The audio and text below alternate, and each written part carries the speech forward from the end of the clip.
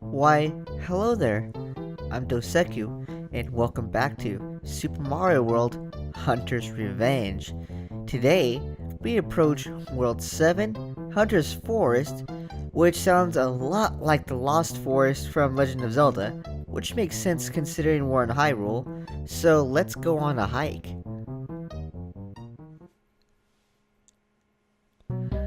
Oh, okay, so there's lava everywhere. Nice. At least this seems... Never mind. Let's try this again. There we go. Things are off to a good start. Alright, maybe I took a hit. That's fine. At least we're getting... oh, wow. Okay, at least we're getting a little further in. Huh. Oh, whoa, careful. So this... Ooh. So what's interesting about this stage is that it will introduce us to a new gimmick and a new enemy type. That just murdered me. This guy isn't the gimmick I'm talking about, but he is pretty interesting in the fact that shells actually don't hurt them. What it seems to be is that they're the analog to the dinosaurs from their vanilla game. The ones that shoot out the freaking fire spouts. And that guy right there is, yep, there he is the bigger version. Yeah, the only way to kill them is to jump on them. I've tried throwing shells at those things and it doesn't work. They're also kind of annoying because they can jump all over the place. Also, do you notice how these bullet blasters look like they're glowing red, like they're superheated? And that's because they are.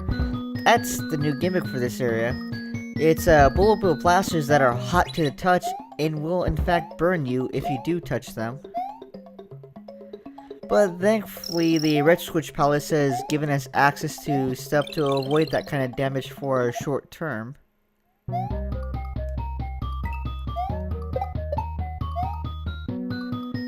But they won't be there to block all of the fiery bullet bills. So you have to remain cognizant of which one's safe to step on and which one isn't. Thankfully, there's an easy indicator for that. Man, barely 2 minutes in, and I think I've died way more times than I have in any of the earlier stages. Or at least from the beginning of the game, like World 1 or World 2. Still doesn't match up to the castles, though.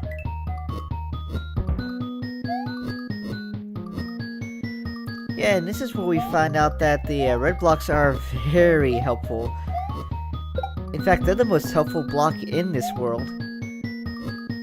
I do not remember if we see any of the other colors in this stage or any stages coming up. Huh.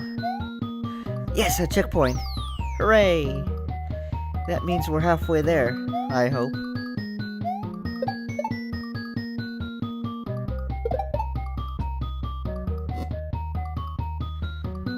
You know what's annoying about those guys? It's the bigger versions. Those things will actually go over platforms that you think they shouldn't be able to. And then they cause you a whole lot of consternation. Oh, that's good, we can do this. Okay. Here we go. Blip.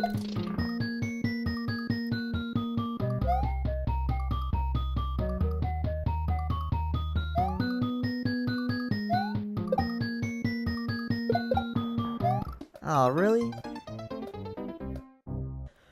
One thing I would like to mention, though, is that the music in this stage is kind of tedious sounding.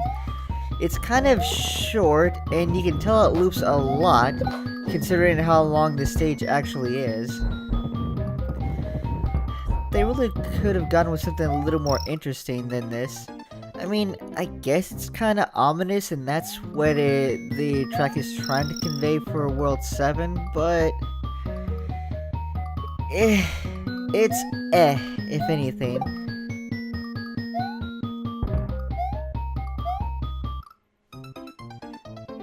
And that's what dying to a bullet bill launcher looks like. I really do love these red blocks, though.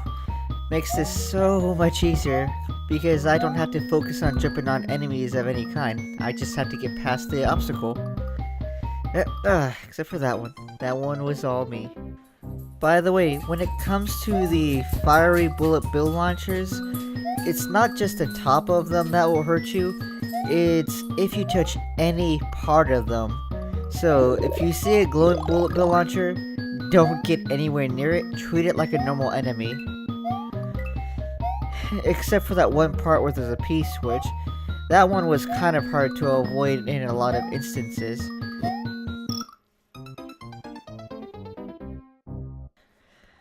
I swear, it looks like I'm trying to die to every single enemy in this game. And I'm not. It just happens to look that way. So, I was supposed to use that guy to go over this patch here, but now it's too late. So rather than die and do this over, I'm going to take this cape, and we're just going to do this. Yeah, it's much easier than dying and then trying to tie myself to that one particular enemy. Although, it feels like I kind of wasted it, especially at the end of the stage here. That could have been useful somewhere, you know? Oh well.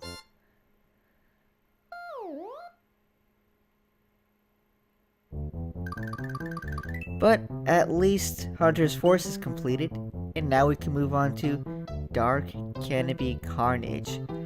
I do not like the sound of that. Sounds like I'm going to die a whole lot. Oh. Okay, but there's nothing I can do, so we might as well roll in and get this started, shall we?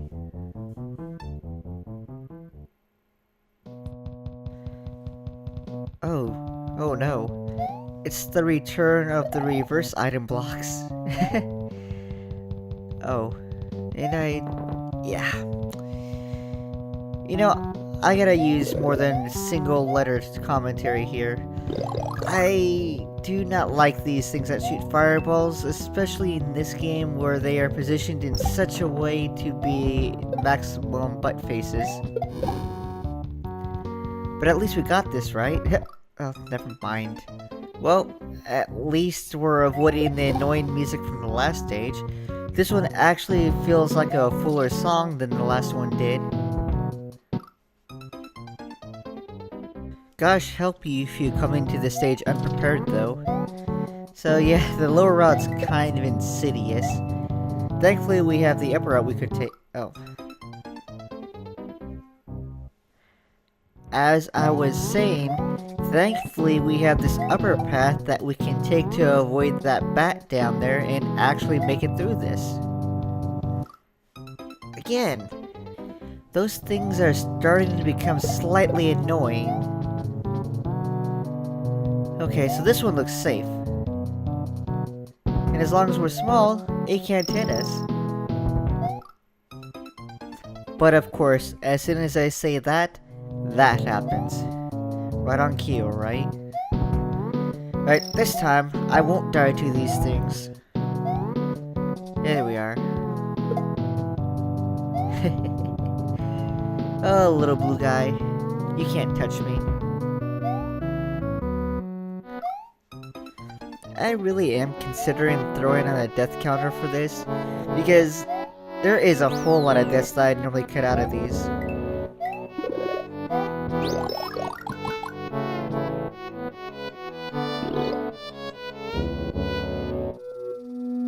Ooh, this looks a little ominous, or at least pretty cool.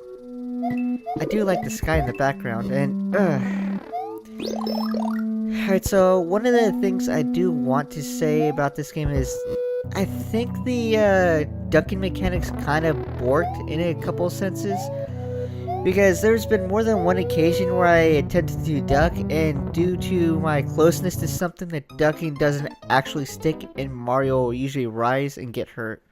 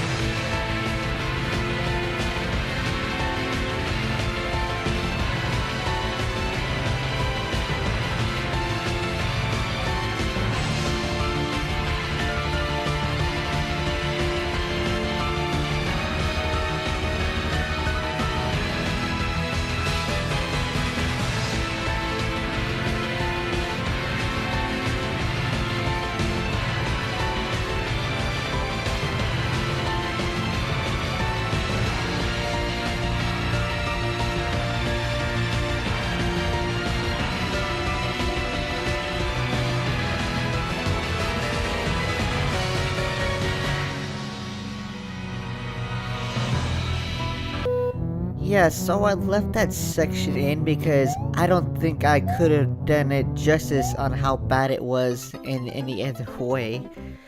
That part will come up again later, and it's the exact same problem you saw with that one, where these blocks are just too freaking slippery, and then they expect you to precision jump from a one tile block to another tile block and not slide right the hell off.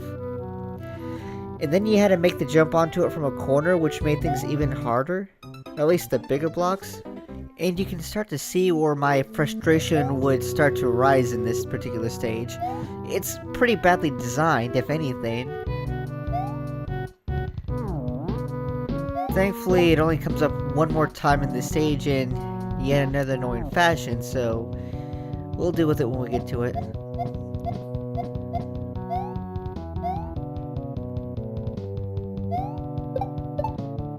Just enjoy the brief respite we get.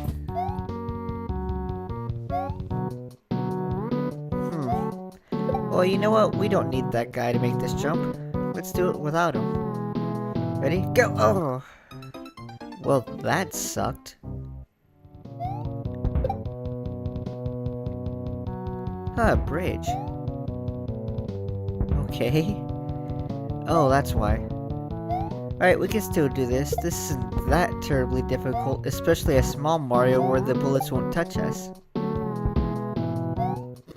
But we still gotta be careful of the friggin' bullet bill launchers themselves. Oh, that's right, this part. There it is. So yeah, we do get to enjoy these blocks one more time. Thankfully, there's less of them than there was before, but they're equally as annoying, especially when they have their little suns rolling around them. Okay, let's do this. But at least with this one, I won't feel so bad about cutting a lot of it out like I did with the first segment. And there we go. I made that look easy, but that was several tries. Let's get out of here. Yeah. Come on, there we go. And jump. Oh, cool. Oh, there goes the one up. Curses. Oh well. At least we're out of here, right? Don't have to deal with those nefarious blocks either. So that was Dark Canopy Carnage. Thanks for watching, and join me next time as we walk into some turbulence. I'll see you there.